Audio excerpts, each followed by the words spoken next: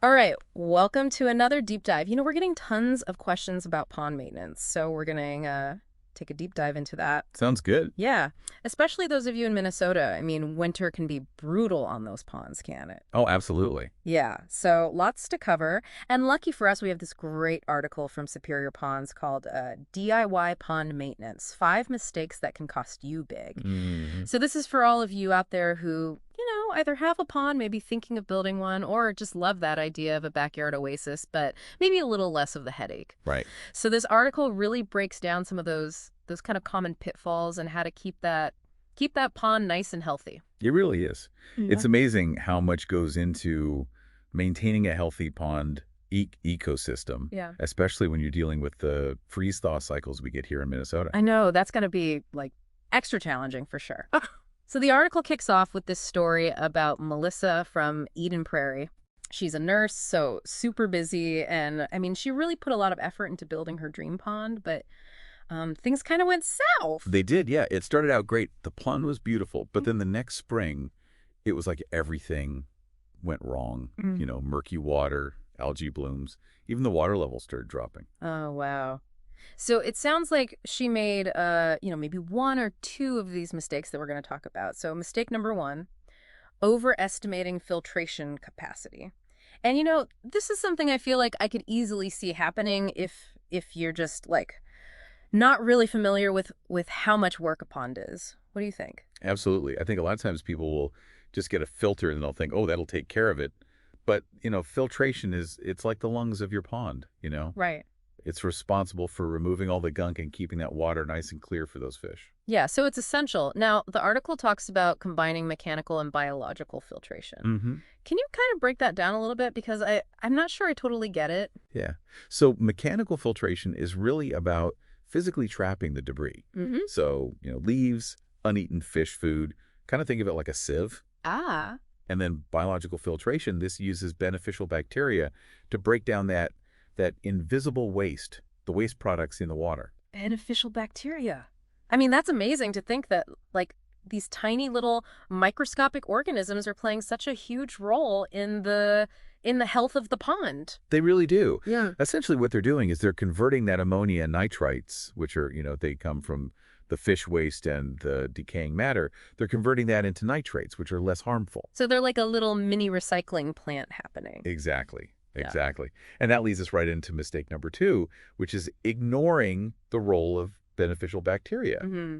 A lot of people just assume that they're naturally there, but that's not always the case, especially in a closed system like a backyard pond. It's kind of like our gut, We Exactly. need those good bacteria to keep everything running smoothly. So if you're cleaning your pond or, using maybe certain medications, does that like wipe out the bacteria? It definitely can affect the balance of the bacteria in your pond. So how do you make sure you have enough?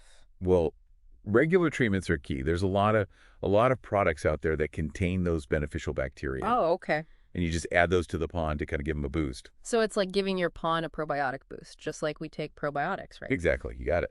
And the article mentions doing this, after you clean your pond or if you have like a lot of algae growth or even just, on a regular basis just to maintain that Yeah, balance. for maintenance. Exactly. Now, it also mentions something called the nitrogen cycle. Mm. I've heard of this, but I don't really understand it. Like, what does it have to do with these bacteria? Yeah, so the nitrogen cycle, it's this natural process, essentially. Yeah. And it involves bacteria breaking down the waste products. So, that ammonia we talked about Yeah. from the fish waste. It gets broken down into less harmful substances. Hmm. And it's a multi-step process. It's kind of fascinating. So those beneficial bacteria, they're like the key players in this whole cycle. Exactly. Without them, the cycle gets disrupted and you end up with a buildup of those harmful waste products. So if they're not there, it's like the whole assembly line in a factory breaks down. Perfect analogy. Right. If one part's missing, the whole system kind of falls apart. That's a great way to put it. Okay, on to mistake number 3, neglecting seasonal transitions. I mean, this one seems super important for us here in Minnesota. Oh, it is, yeah. Minnesota ponds, they have it rough. They've got those frigid winters where they can freeze over, and then, the scorching summers with that intense sun and heat. It's a double whammy. It is. So you really have to prepare for both. And the article talks about winterizing equipment and de-icing and aeration. Mhm. Can you Can you walk us through those? What exactly do those things entail? Sure. So winterizing your equipment really means just protecting it from freezing temperatures. Right. So, like for example, you might need to remove your pump or add a de-icer so the water around it doesn't freeze and damage the motor. Okay. And what about aeration? Like, Yeah. why is that important in the winter? So when a pond freezes over, it actually creates a barrier that prevents oxygen from getting into the water. Hmm. So aeration systems, they circulate the water and help maintain oxygen levels. So it's like giving them a little air vent to breathe. Wow. So it's a Exactly. lot of back and forth, right? Like adjusting for the different seasons. What about summertime? Like what kind of prep work is needed then? Summer's all about algae. Hot temperatures, you have the increased sunlight. It creates like the perfect conditions for algae to grow. Yeah, nobody wants a green pond. Exactly. And so a good filtration system, that's key. But you also need to, stay on top of those excess nutrients. So maybe limiting fish feeding Oh. and removing debris regularly. And you can even add some beneficial bacteria that compete with algae. So it's like, it's not just about keeping it clean, it's about managing that whole ecosystem. Exactly. Now, the article also mentions spring cleaning and fall netting. What's the importance of those? Well, spring cleaning is all about giving your pond that fresh start after the long winter. So it's a deep clean. Exactly. You remove all the debris, the dead leaves, any sludge that's accumulated. Okay, that makes sense. And then fall netting. That's all about preventing those leaves from falling into your pond Yeah. and then decomposing over the winter. So you're kind of preventing them from becoming like a winter problem, right? Exactly. All about being proactive. And speaking of proactive, let's move on to mistake number 4, overfeeding your fish. Yeah. Now, this one I'm really curious about. Like, how can feeding your fish actually be bad for them? Right. It sounds a little counterintuitive, but, too much of a good thing can be a bad thing. That's true. So what happens when you overfeed? Well, that uneaten food, it sinks to the bottom. And just like those fallen leaves, it decomposes and then releases ammonia and nitrites, which can pollute the water. The nitrogen cycle villains again, huh? Exactly. And then, so plus overfed fish, like, can they actually, like, develop problems from that? Yeah. Digestive problems, they can become more susceptible to diseases. It's like us overeating all the time. Our bodies wouldn't function as well. Exactly. So how much should you feed them? The general rule is to feed them what they can consume in a couple minutes, Okay. 2 to 3 minutes, ideally. It's better to underfeed than to overfeed. So it's kind of more about observing them rather than like strict measurements. Yeah, watch your fish. Okay. If they're like frantically gobbling up the food and there's nothing left after a few minutes, then you might need to increase it a little bit next time. But if you see food still floating around after 5 minutes, you're probably overfeeding. So you kind of adjust as you go. Okay, so find that sweet spot. And their feeding changes with the seasons, right? Absolutely. During the winter, their metabolism slows way down, and they might not even need to be fed. Oh, wow. See, I wouldn't have thought of that. There's a lot more to this fish feeding thing than I realized. There is a lot of nuance. Mm. And that brings us to the final mistake. This is a big one. Underestimating the workload of pond maintenance. Yeah, the article actually calls it like a full-time job. Yeah, it can definitely feel that way, especially in Minnesota with, battling the elements and the seasonal changes. So between the cleanings and the filter maintenance and the water treatments and seasonal prep, I mean, it sounds like, yeah, there's always something to do. So should everyone just hire a professional? It's definitely something to consider, especially if you're feeling overwhelmed Right. or maybe you don't have the time. Yeah, that makes sense. But what if you like actually enjoy the DIY aspect? Like you want to do it yourself? Well, even then, seeking professional guidance can be really valuable. A consultation with an expert that can, give you a customized plan, specific solutions. It's like having a mentor, Yeah. someone to guide you through the process. That sounds super helpful, especially if you're like a beginner. Oh, yeah. But even if you're, you've been doing it for a while, like sometimes it's good to get a fresh perspective. Absolutely. Sometimes a new technique, can make all the difference. Right. So it's about finding that balance between doing it yourself, but also knowing when to call in the pros. Exactly. And sometimes that can, save you time, money, and a lot of frustration. It's like having a safety net. Yeah. Well, I feel like we've covered a lot in this first part of our deep dive into DIY pond maintenance. Yeah, we have. From filtration to bacteria and seasonal transitions and fish feeding, it's clear that there's a lot more to it than meets the eye. It really is. And it's so fascinating how all these elements work together, Hmm. you know, to create that thriving ecosystem in your backyard. But before we move on to part two, I'm curious about those automatic dosing systems you mentioned. Can you tell us a bit more about those? Yeah, those are pretty neat. Basically, it's a little programmable pump, Hmm. and it delivers a precise dose of that beneficial bacteria treatment right into the pond water. Oh, wow. Yeah, and they're on a timer, so you don't even have to remember to do it manually. So it takes the guesswork out of like maintaining that bacterial balance. Exactly. One less thing to worry about, right? Yeah, for sure. Especially with everything else you got to do. Right. And remember, those consistent levels are so important for that nitrogen cycle. Oh, right, right. Speaking of helpful resources, this article that we're diving into is from Superior Ponds. Mm, And that's actually who Melissa, our busy nurse from Eden Prairie, she ended up calling them to help with her pond issues. she did, yeah. So I'm curious, what did they end up recommending for her? Well, they don't get into the specifics of her case in the article, Yeah. but they do highlight all the services that they offer. Like, for example, they do complete seasonal maintenance, which is huge, here in Minnesota. That's got to be such a relief for people, especially with those winters. Oh, for sure. Yeah, and I remember you mentioned like de-icers and aeration systems. Hmm. Did they recommend any particular types?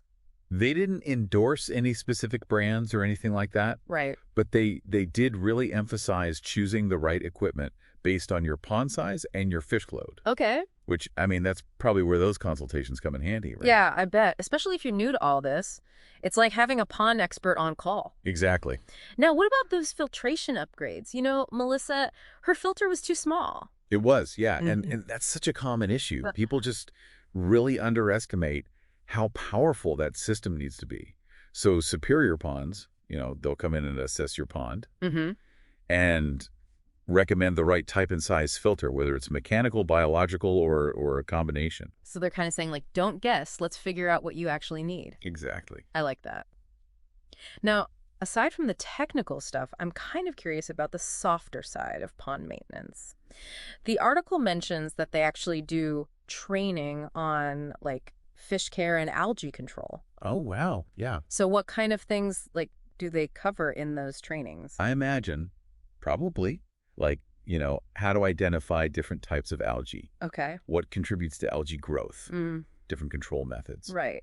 And then on the fish care side, I know we talked about overfeeding being a big issue. Right. So maybe like how to tell if your fish is healthy Hmm. or how to like adjust feeding based on the season. Right. And probably even like, common fish diseases and how to prevent them, things like that. That's really cool. It's like a crash course in pond management. It is. So even if you are DIYing it, at least you have the knowledge to do it right. Exactly. Knowledge is power. Right. Yeah, for sure. Especially with something as, I don't know, complicated as a pond.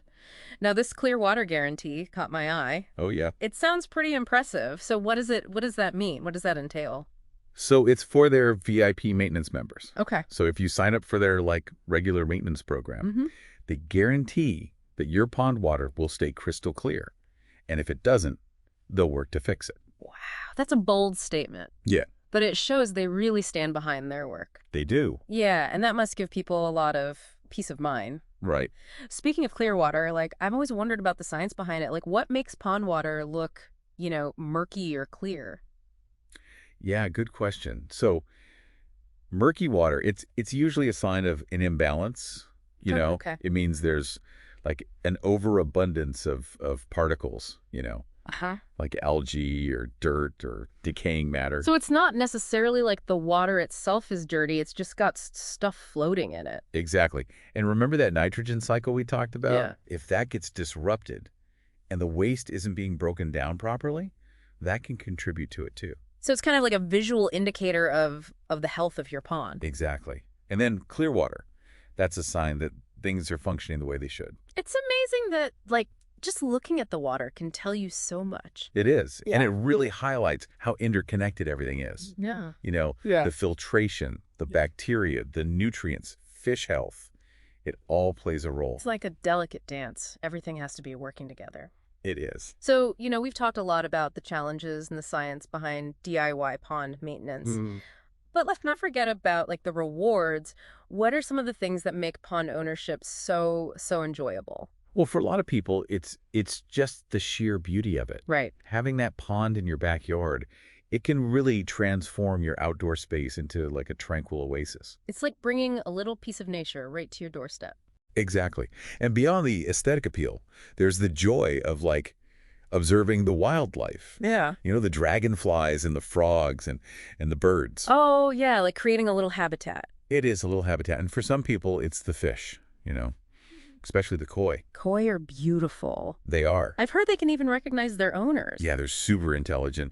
And, just watching them can be really rewarding. Yeah, it's a special connection. It is. Yeah. And for some people, it's that sense of accomplishment Okay. that comes with creating and maintaining that thriving ecosystem. It's like gardening, but on a whole nother level. Exactly. It takes effort and knowledge and, a bit of trial and error, Sure. but the rewards are huge. They are. They really are. So even though it's challenging, it sounds like it's really worth it. Oh, it is. And, as we've learned today, there are resources out there to help, whether it's, expert advice or just taking the time to educate yourself. Right, exactly. Speaking of education, like, are there any other resources that pond owners might find helpful? Oh, yeah. Tons. There's a lot of information online, forums, websites, blogs, YouTube channels. Yeah. And then locally, we have the Minnesota Water Garden Society. Oh, right. They offer workshops, tours, a whole community of pond enthusiasts. It's always nice to have that community to, share tips and advice. Oh, absolutely. And sometimes just seeing other people's ponds can give you ideas. Yeah, definitely. Well, before we get too carried away with dreams of elaborate pond designs, let's circle back to the practical side of things. Good idea. We've covered a lot today, from the science to the challenges and the joys of DIY maintenance and the services that companies like Superior Ponds provide. So I guess, as we wrap up, I have a question for you and for our listeners. Yeah. If you could design your dream pond, what feature would be most important to you and why? Oh, that is a tough one. So many possibilities. That is a tough one. There are so many cool features to consider. But if I had to pick just one for my dream pond, it would have to be a bog filter. Oh, interesting. A bog filter. We haven't talked about those yet. Tell me more about why you choose that. Well, from what I've read, they're like incredibly effective at naturally filtering the water, Yeah. So they basically create like a mini wetland within your pond. They use plants and gravel to remove pollutants. So you're going for that natural approach. Exactly. And plus, they're just beautiful to look at. Right. So you have this lush, vibrant area with all these water-loving plants attracting beneficial insects and wildlife. It just adds like a whole other dimension to the pond. Yeah, a little slice of wetland paradise. I love it. I think a little more whimsical. I've always loved the idea of having underwater lights in my pond. Ooh. Underwater lights. Okay, I like where you're going with this. Right. Imagine like in the evening, the water glowing with this like soft ethereal light. Mm-hmm. It would be so magical. It would. Especially when it like reflects on the surface, just like a little bit of enchantment. Yeah. You could even do like different colored lights, right? Yeah. Set different moods. For sure. Like blues and greens for a serene kind of underwater vibe, or warm yellows and oranges for like a cozy, almost like fireflies. Oh, that's so cool. This is making me want to redesign my own Yeah, pond. I know, right?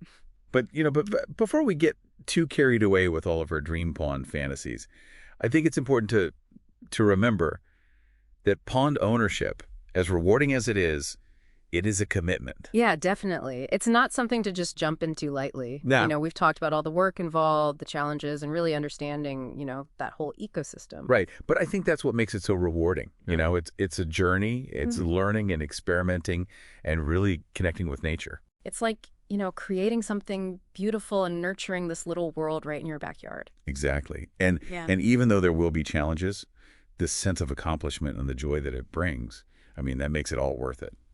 It does.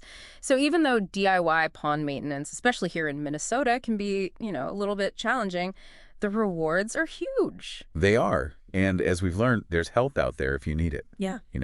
Whether it's expert advice from a company like Superior Ponds or just taking the time to learn more about it yourself. Right. And who knows, maybe one day we'll both have those dream ponds, complete with the bog filter and the underwater lights. Yes, we'll have to share pictures. Absolutely.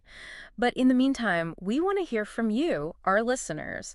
What feature would be at the top of your dream pond wish list? Share your thoughts with us on social media or send us an email. We'd love to hear about your pond adventures, the triumphs, the tribulations, all of it. All right, until next time, keep exploring, keep learning, and keep diving deep into the wonders that surround us. Happy ponding, everyone!